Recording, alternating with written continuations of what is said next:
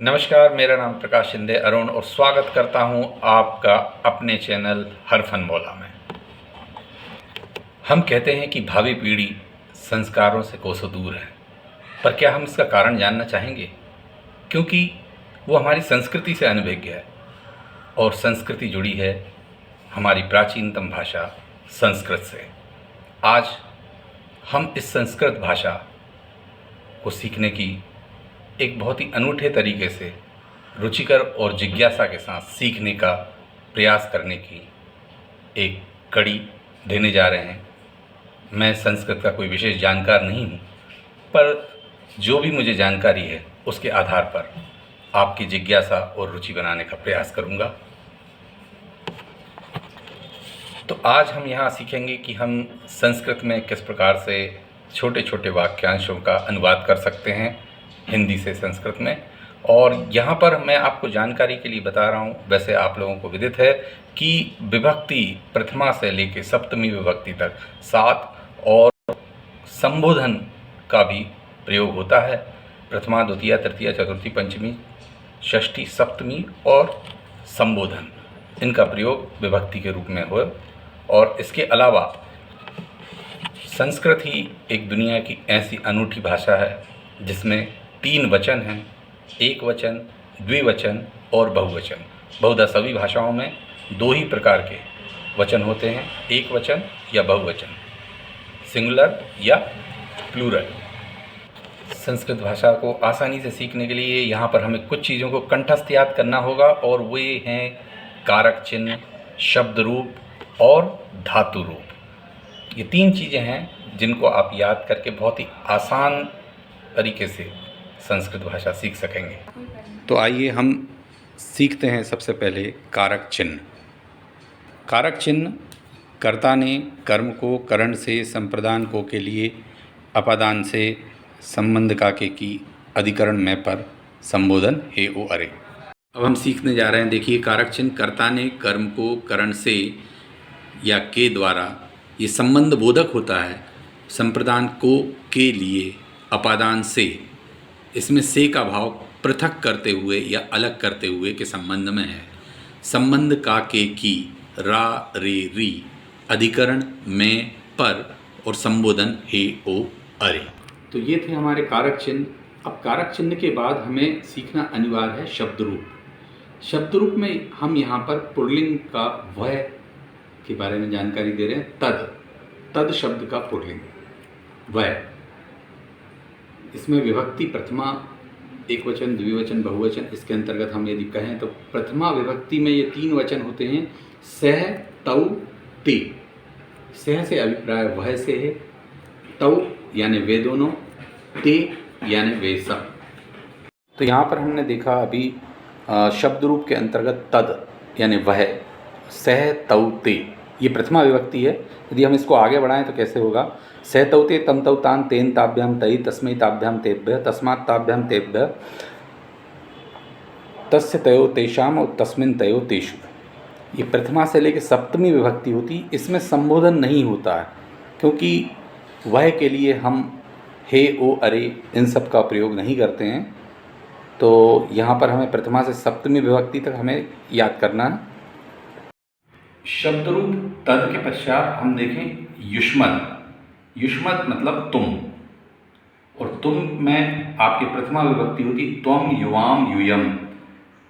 त्वम से मतलब होता है तुम, युवाम यानी तुम दोनों, और यूयम यानी तुम सब। अब इन विभक्तियों के अतिरिक्त यदि अपन आगे बढ़ते हैं प्रथमा के अतिरिक्त, तो त्वम युवाम युवम, त्वयम युवाम युष्मान, त्वया युवाभ्याम युष्माभि, तुभ्यम युवाभ्याम युष्माभ्याम, त्वत् युवाभ्याम युष्मत्, तब यू यो युष्माकम और त्वयि यू यो युष्मासु।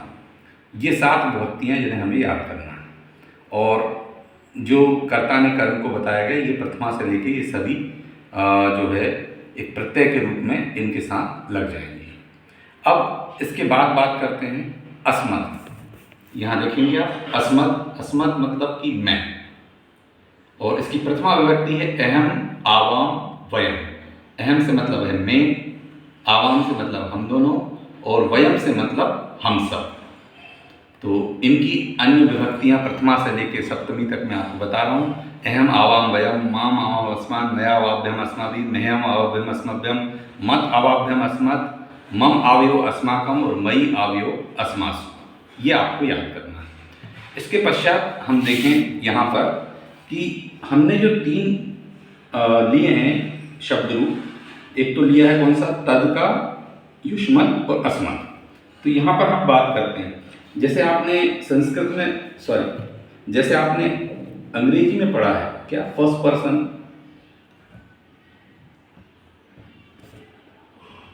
ठीक है,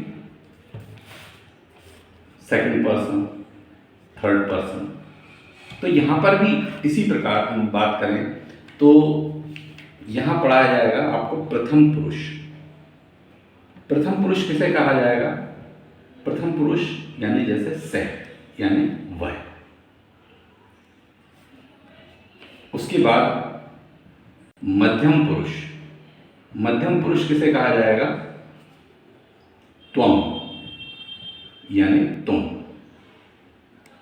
और उत्तम, उत्तम किसको कहते हैं, हर व्यक्ति स्वयं को उत्तम समझता है, तो उत्तम ही क्या है, अहंकार, और इसी से बना है अहम, ठीक है, यानी मैं।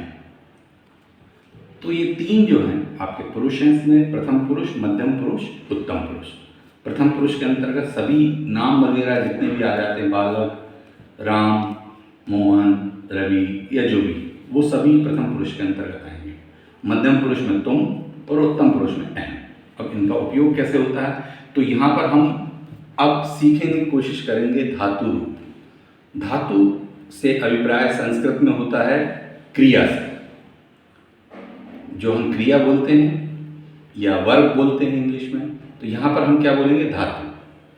तो धातु रूप, जैसे मैं आपको उदाहरण के लिए कुछ धातु रूप बताता हूँ, जैसे गच्छ यानी जाना, ठीक है, खाद यानी खाना, लिख यानी लिखना, ये सब आपकी क्रियाएं हैं। तो यहाँ पर देखिए आप इसमें भी एक वचन, द्विवचन और बहुवचन होंगे, द्विवचन और बहुवचन। तो इसके अंतर्गत यदि हम बात करते हैं पुरुष, तो पुरुष में प्रथम पुरुष, मध्यम पुरुष और उत्तम पुरुष। तो ये धातु रूप आपको बता रहा हूं वर्तमान काल, प्रेजेंट टेंस का। इसको संस्कृत में बोला जाता है लट लकार, लकार काल, ठीक है, लट लकार है मतलब वर्तमान काल। परस्मय पद, तो यहां पर मैं आपको इसके प्रत्यय बता रहा हूं। जैसे अपन बात करते हैं, यदि इंग्लिश में आपने मोटे तौर पर देखा जाए तो हम किसी चीज में आईएनजी लगाते हैं वर्तमान काल में, प्लेइंग, गोइंग, ये सब देखकर आप क्या समझते हैं कि ये वर्तमान काल है, एक मोटे तौर पे बताना चाहूँगा। और दूसरा हम किसको बोलेंगे, जिसमें हम ईडी लगा देते हैं, प्लेड, ठीक है ना, वेंट, सेकंड फॉर्म यूज़ करते हैं, तो हम उसको ये मान लेते हैं ये क्या है, पास्ट टेंस है, भूतकाल है। तो यहाँ पर भी हम वैसा ही मानेंगे, यदि हम वर्तमान काल लट लकार के अंतर्गत 1 2 3, तो इसमें क्रियाओं के लिए जो प्रत्यय हैं वो हैं ती, तह, अंति, सी, थह, था, आमी, आवह, आमा। ये क्रियाओं में हम प्रत्यय के रूप में यूज करेंगे। अब कैसे करना है, तो यहाँ पर हम प्रथम पुरुष, हम जानते हैं प्रथम पुरुष कौन है, हमने देखा है से। तो से में एक वचन में आता है यहाँ पर से, और द्विवचन में आता है तौ, और बहुवचन में आता है ती। इसी प्रकार मध्यम पुरुष, मध्यम पुरुष कौन है, त्वम, त्वम, युवाम, यूयम। और उत्तम पुरुष होता है अहम, आवाम, वयम।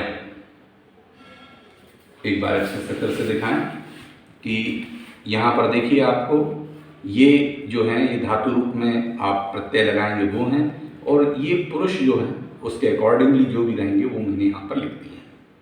अब आपको बस समझना क्या है, जैसे हम कुछ सामान्य उदाहरण लेते हैं। हम यदि कुछ क्रियाओं की बात करें, जैसे गम, गच्छ। गच्छ से मतलब क्या होता है? जाना।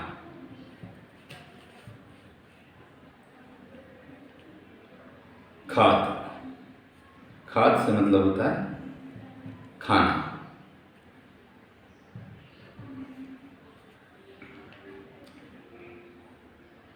लिख, लिख का मतलब होता है लिखना। तो अब इन्हीं प्रत्ययों को हम जोड़ते हुए यहाँ पर बना सकते हैं। जैसे गम के या गच्छ से हम बनाते हैं वर्तमान काल में, गम केवल हम भविष्य काल में उपयोग में लाते हैं। तो यहाँ पर आप देखिएगा, तो गम जो है कैसे आप यूज करेंगे? गच्छति, गच्छता, गच्छन्ति, ये देखिए आप प्रत्यय लग गए। गच्छसि, गच्छता, गच्छत, गच्छामि, गच्छाव, गच्छामः, इस तरह से हमें उपयोग करना है। अब देखिए मैं आपको एक अनुवाद करके बता रहा हूँ। जैसे यहाँ पर वह जाता है, तो इसका संस्कृत में अनुवाद क्या होगा? अब वह का मतलब आपको पता है सह होता है, और वह एक वचन है, ये एक वचन है, तो सह क्या लिखेंगे आप? गच्छ यानी जाना, और प्रत्यय कौन सा लगेगा सह के साथ में? ति, एक वचन है इसलिए, तो सह गच्छति। अब मैं आपसे यदि कहता हूं कि वे दोनों जाते हैं, या वे दोनों खाते हैं, तो इसको आप बनाएंगे तो कैसे बनाएंगे? देखिए वे दोनों किसको बोलेंगे हम? यहां पर आप देख सकते हैं तौ, सह तौ, तो यहां पर आप लिखेंगे क्या? वे दोनों का मतलब होता है तौ, और खाते हैं को तौ के साथ क्या लगेगा? ता, खाद ता। इसी प्रकार एक और उदाहरण लें हम यदि, कि वे सब लिखते हैं, तो इसमें हम वे सब के उसको बोलेंगे हम ते, तो ते लिखन्ति,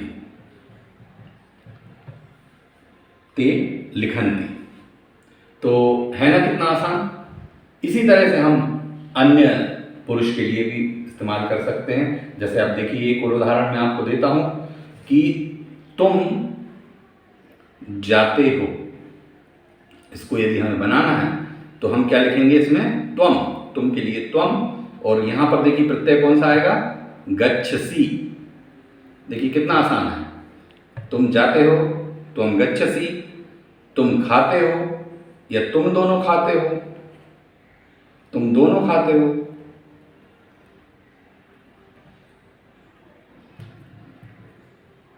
त्वम खादथ, और तुम सब खाते हो,